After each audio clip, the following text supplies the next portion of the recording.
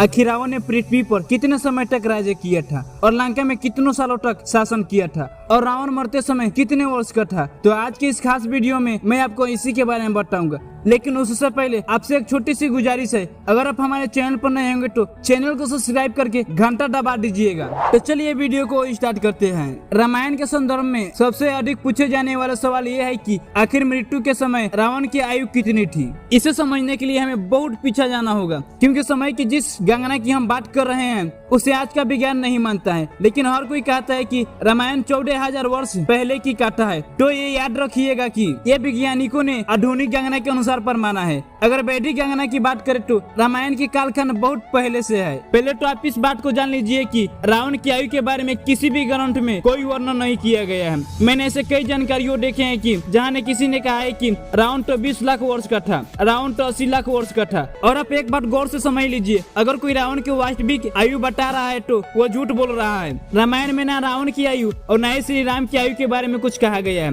लेकिन इन दोनों के शासन काल के विषय में जानकारी दी गई है, जिससे हम इनकी आयु को अंदाजा लगा सकते हैं। पर इससे पहले कि हम उनकी आयु के विषय में जाने, लेकिन उससे पहले हम पुरानी काल गणना को समझ लेते हैं। संक्षेप में त्रेतायु 3600 डीबीए वर्ष का था। एक डीबीए वर्ष 360 मानव वर्ष के बराबर होता है। इस हिसाब से अगर हम 3600 इंटू 360 करें तो 12,96,000 होगा, यानी कि त्रेतायु 12,96,000 वर्ष का था। इस गणना को याद रखिएगा ताकि आप आगे की बात समझ सके। रावण त्रेतायु के अंतिम चरण के आरंभ में पैदा हुआ था और श्री राम अंतिम चरण के अंत में। त्रेतायुग में कुल 3 चरण थे। रामायण में ये वर्णन है, रावण ने अपने भाई कुंभकर्ण और विभीषण के साथ 11,000 वर्षों तक ब्रह्मा जी की तपस्या की थी। इसके पश्चात रावण और कुबेर का संघर्ष बहुत काल तक चला था। इसके अतिरिक्त रावण के शासन काल के विषय में कहा गया है कि रावण ने कुल 72 चौकड़ी तक लंका पर राज्य किया था।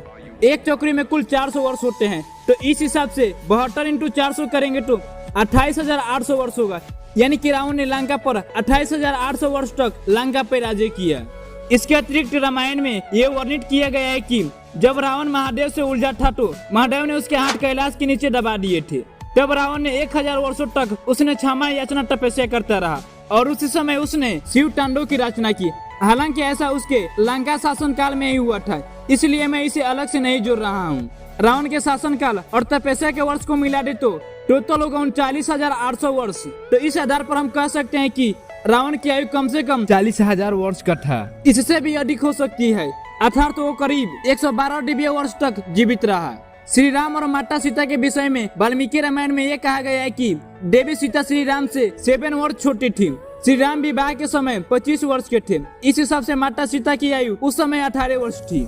विवाह के पश्चात 12 वर्षों तक वो दोनों अयोध्या में रहे। उसके बाद उन्हें वनवास हुआ। इस हिसाब से वनवास के समय श्री राम 37 वर्ष और माता सीता 30 वर्ष की थी। तत्पश्चात 14 वर्षों तक वो दोनों वन में रहे और वनवास के अंतिम मास में श्री राम ने रावण का वध किया। इसके बाद श्री राम ने 11 वर्षों तक अयोध्या पर राज्य किए, तो उनकी आयु भी हम करीबन 11 वर्ष अर्थात लगभग 30 डीबीए वर्ष के आसपास मान सकते हैं। दोस्तों, मुझे उम्मीद है कि आप समझ गए होंगे कि रावण और राम की आयु कितनी थी और वो कितने समय तक जीवित रहे थे। तो ऐसा ही वीडियो देखने के लिए हमारे चैनल को सब्सक्राइब कर दीजिए और वीडियो को लाइक कर दीजिए। जब तक के लिए मिलते हैं अगले वीडियो में।